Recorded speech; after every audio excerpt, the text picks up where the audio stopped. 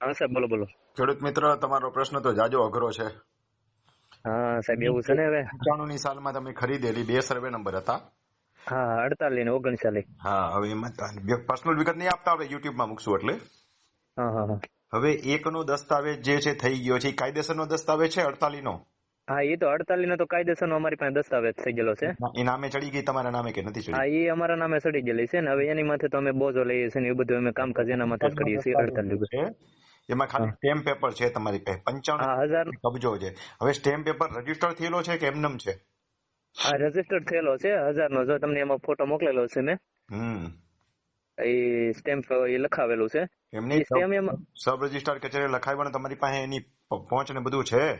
નહીં સાહેબ, હવે એ ખાલી માત્ર આ સ્ટેમ્પ છે અમારી પાસે. બીજા ભાઈઓ સમજે એટલે કહું છું, મેં તો જોઈ લીધું કે આ હા હા દસ્તાવેજનું કાંઈ આવે નહીં એમ, પણ તમને એટલા માટે પૂછું છું કે બીજા હા. ભાઈઓ સાંભળે કે જયારે ખેડૂત એમ કહે કે સ્ટેમ્પ પેપર છે, તો હમ રજીસ્ટર સ્ટેમ્પ પેપર ન હોય તો એનું કઈ અર્થ જ નથી. સાદું હમ. લખાણ છે તમારી પાસે. હા, હા હા, એમ એટલે જ ને, ખાલી સ્ટેમ્પ છે અમારી પાસે. એ જે લખી દેનાર છે એ મૃત્યુ પામ્યા છે ને? હા, એ જે દારા છે એમાં કોઈ એ મૃત્યુ વારસદાર પામેલા પાછા છે. છે નહીં, હમ. તો તમને નામે કોણ કરી દેશે? હા, એ માટે જ તમારો પ્રશ્ન લઈને પછી આગળ કાર્યવાહી કરીએ ને એમ. કરી દઈએ. એની ઉપર કોઈ હમ દાવો કરવા આવશે નહીં. હમ હમ. વારસદાર કોઈ છે નહીં, એટલે કોઈ નહીં નહીં. આદિવાસીના વારસદારો જાગે અને જેમ હા હા પિતૃ પાણી માગે એમ જાગે ને માગે તો વાત જુદી છે, નકર કોઈ આવશે નહીં અને હા તમારી હા સામે થશે નહીં. ખેડી ખાવ ખાલી એમને સરકારી જમીન ખેડતા હોય એના જેવી હાલત થઈ ગઈ. હા. હવે એમાં શું છે કે સાહેબ, અમારી બાજુમાં ફેક્ટરી પડવાની છે રેડી.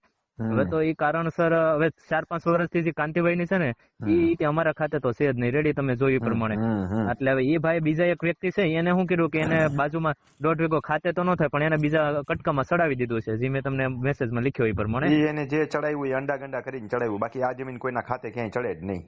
હા હા હા. અંડા એટલે હવે ગંડા, એને અંડા ગંડા કહેવાય, સમજ્યા? હા હા હા, અત્યારે એક નવી વેબસાઇટ શરૂ થઈ છે અંડાગંડા.com. જે માણસો આવા અંડા ગંડા કરતા હોય પૈસા ક્યાંક વાપરીને પાણીની ઘોડે, પણ એવું સાચી કરાય વાત. નહીં. આવી રીતે મળેલો માલિક એ કોઈ દી કાયમી હોય નહીં. અધિકારી હા કદી વાંકમાં આવતો નથી, એક લખી રાખજો. હા. ના, અધિકારીએ એ તો કોઈ કરેલી નો ભૂલ આવે. એ ભૂલ જ ગણાય. જાણી જોઈને કરવામાં આવેલી ભૂલ પણ ભૂલ જ ગણાય અને હા, તો ભોગવે હવે હંમેશા કબજેદાર. હા, એ તો બરોબર છે. હવે સાહેબ હમ હજી આ છે જયારે ફેક્ટરી પડી હોય અમારે, હમ આ તો જમીન છે એ તો અમારા ઓલામાંથી તો હજી છે ના, આ તમારા 3 વીઘા. માંથી. હા હા, બોલો.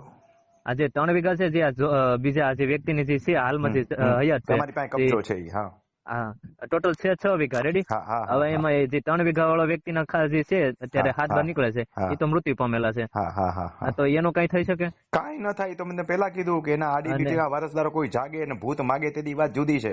બાકી અત્યારે તમારા નામે દસ્તાવેજ થાય નહીં, તમને કોઈ કબજામાંથી ખાલી કરી શકે નહીં. હાલો બીજું પૂછો. હા. એટલે પ્રોબ્લેમ એ છે કે હવે અત્યારે તો ખાલી તો કોઈ ન કરે પણ હવે અમારે અહીંયા બાજુમાં ફેક્ટરી પડે છે રેડી. હમ તો અત્યારે અડધું કામ શરૂ છે અને અડધું બંધ થઈ ગયેલું છે હમ હાલમાં. હમ હમ એટલે સ્થગિત છે. તમે એટલે જમીન વેચી શકો નહીં. હા, એ તો પ્રોબ્લેમ છે. એટલે વેચી શકીએ નહીં તો જયારે ફેક્ટરી પડે તો એ લોકો તો ડાયરેક્ટ અમારી પાસે ખાલી કરાવી શકે ને. શું કામ ખાલી કરાવશે? એનો માલિક હા ક્યાંથી થઈ ગયો?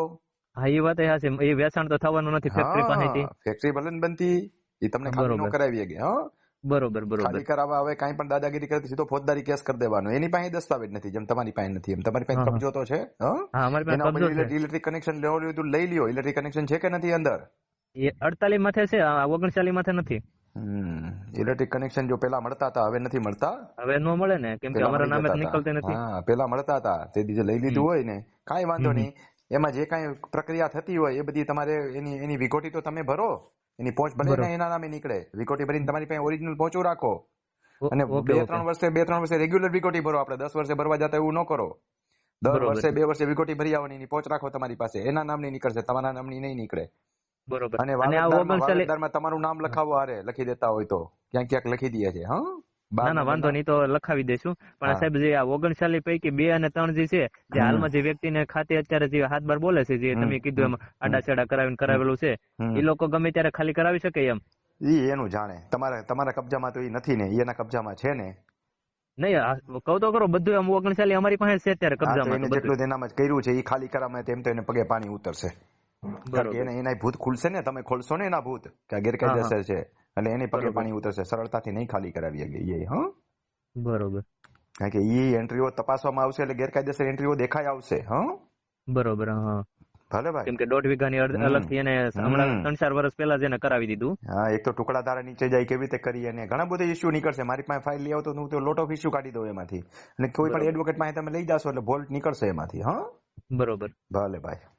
આમાં તો કઈ ન થઈ શકે એમ ને સાહેબ? ના, કાંઈ નથી ગઈ, તમને તમારા નામે નો ચડી શકે. હા, ઓકે, એને ઓકે, જેવા ધન્યવાદ અંડા કર્યા હોય તમે કઈ કરતાય નહીં પાછા. હા? ના ના ના, એ માટે તો આપણે મેં કીધું ભલે. પેલા કરીને જોઈએ ને એમ હા, હા, વાત હા. કરીને પછી ખબર ભલે પડે. ભલે ભલે. હા. એ સારું સાહેબ.